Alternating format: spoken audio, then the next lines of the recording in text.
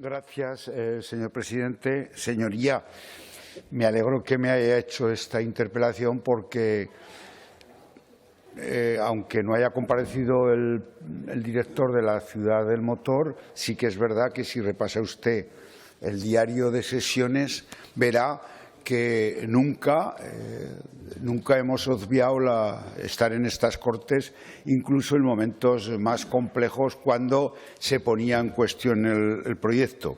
Yo le voy a contestar con toda rápidamente y les puedo argumentar luego algunas cuestiones. Primero, efectivamente, la negociación yo no la tengo cerrada. Hay dos partes en la negociación. La primera parte es que, como consecuencia de la reducción del aforo de este año, le digo bien, el canon que se fijó en el 2016 sabe que era una cantidad más importante, que está derivado del contrato con el incremento del 3% del contrato, digo, que se firmó en el 2016 y me falta de cerrar flecos para la cantidad exacta que pagaremos de canon en el 2021. Esto es importante lo que le voy a decir. Me faltan flecos porque esto va ligado también a la financiación, a los datos de las cuentas del proyecto. Usted lo ha dicho, yo creo que no le voy a engañar. En el año 2000, el año de la pandemia fuerte, a pesar de que el intangible fue para el resto del territorio, sabe que se celebraron 6 grandes premios del Campeonato del Mundo. Luego, y curiosamente no pagamos canon. No pagamos canon, por eso las cuentas de Motorland arrojan ese saldo de 2,6 millones de euros en su conjunto, porque aunque no pagamos canon, sí que organizamos 6 campeonatos del mundo y si hacemos las cuentas, creo que es más importante los beneficios que dejó, porque apenas en el Bajo Aragón y en el Matarraña creo que la temporada de turismo del año pasado de la pandemia, mientras que en Zaragoza y en Huesca, con los cierres perimetrales, sabe que estaban en una situación dramática, allí se salvó la situación, como digo, en el Matarraña y en el Bajo Aragón. Pero yo he pedido, no está confirmado, que ese canon situarlo en el año 2021, apúntese la cifra, he pedido, a ver si lo consigo, como máximo 5 millones de euros. Segundo, el arranque, voy a contestarle con toda claridad, el arranque, estoy planteando que el arranque de la negociación del nuevo contrato del 22-26, sabe que podemos optar a 3 de 5 grandes premios, porque hay una presión para llevarse premios al calendario internacional. Yo lo que tengo asegurado que será menor que el arranque de la negociación del 2016. Ahí lo dejo. Tercero, como no podemos utilizar el Fondo de Inversiones de Teruel, sabe que el año pasado hicimos una ampliación de capital de 9 millones de euros y así pudimos sufragar y dejar la situación económico-financiera de Motorland más estable. Y luego, si el Ayuntamiento de Alcañiz no ha ido a la ampliación de capital, yo lo entiendo, porque esa ampliación de capital son cifras importantes y tradicionalmente otras veces trasladábamos dinero, hay que decirlo todo, del FITE al Ayuntamiento de Alcañiz y a la Diputación Provincial para que hicieran las ampliaciones.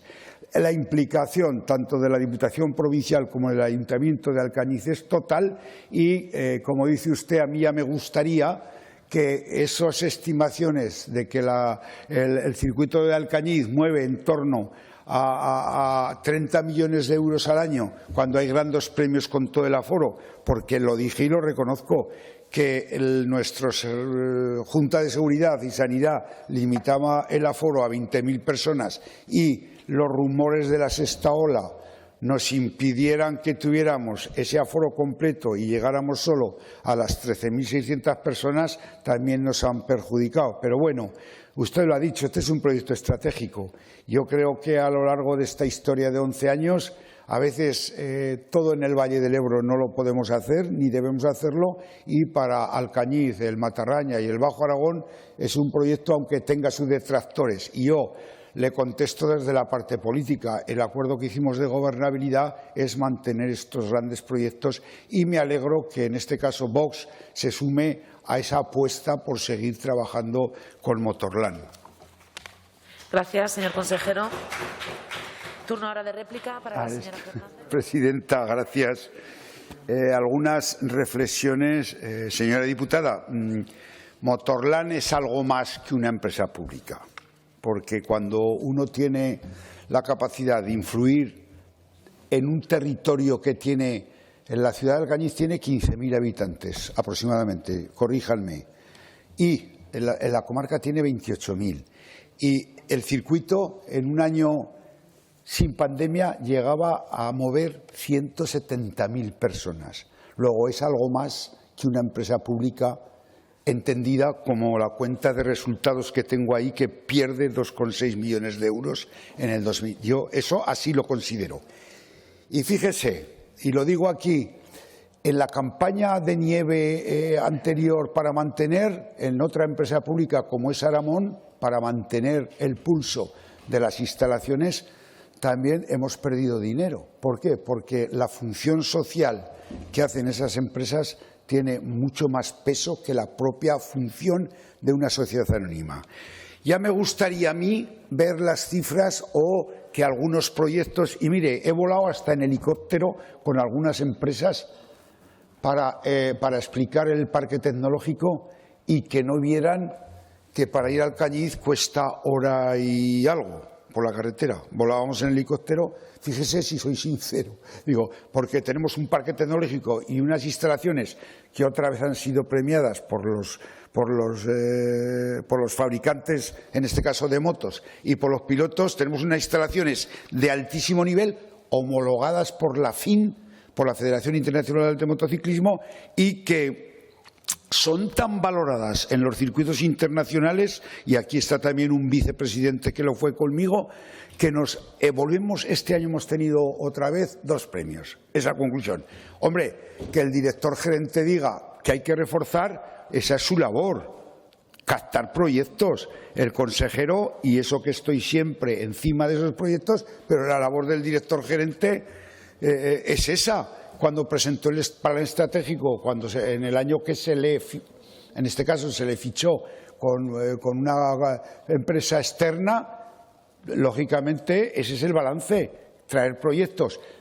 Que conste que la crisis afecta, señora diputada, ha afectado de una manera importante. Hasta nos ha afectado en los patrocinios, porque normalmente en los patrocinios de los MotoGP había determinadas marcas comerciales que han entendido que la crisis pues no daba para hacer patrocinios.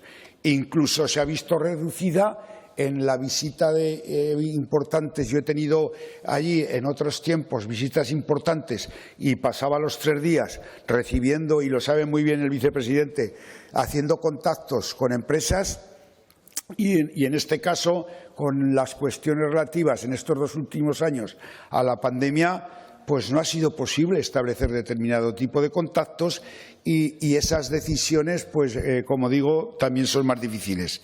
Me preguntaba por el parque tecnológico. Yo le puedo asegurar, y yo soy responsable, que fui a Inglaterra a contratar al director del parque tecnológico, el señor Urquizu, antes de que el señor alcalde fuera alcalde de Alcañiz. Anóteselo, no busque cosas raras. Es ingeniero, le hicimos unos exámenes y un ingeniero de ese nivel que estaba trabajando en empresas del primer nivel, y recuerdo que fuimos en otra visita para captar proyectos para Motorland, que estuvimos efectivamente sí, y lo trajimos y antes de que fuera incluso candidato a las Cortes de Aragón, el señor Urquizu Daniel, y lo sabe muy bien el señor vicepresidente, que es de otro grupo político, fue contratado por méritos exclusivamente, de verdad. No busque cosas raras porque no las encontrará. La valoración, pues se lo podría resumir. Si en el año empezamos fuertes, en el año 2000, en el 2010 con la MotoGP, hicimos un parque tecnológico por tener la categoría de parque tecnológico, con un circuito al lado. Es decir, Walca es un parque tecnológico, Motorland es un parque tecnológico con un circuito al lado. El suelo disponible y créase que todos los contactos, de hecho, el montaje de la Moto 3, los motores se hace en el parque tecnológico, y hay alguna empresa de carrocerías especiales de motos y automóviles con poliéster reforzado con fibra de vidrio que está en el parque tecnológico. Es decir, no solo no interfieren, sino que suman al proyecto. Pero el circuito es el circuito y el parque tecnológico es el parque tecnológico, con lo que eso conlleva. La viabilidad futura, le he dicho que era un proyecto que va más allá de ser una sociedad anónima, porque si por esa razón fuera, habría que cerrar algunas otras empresas públicas, empezando por las nacionales, por la Renfe o el Adif. Si por esa razón fuera, había que cerrar otras empresas también públicas. Muchas gracias. Gracias, señora Aliaga. Señor consejero.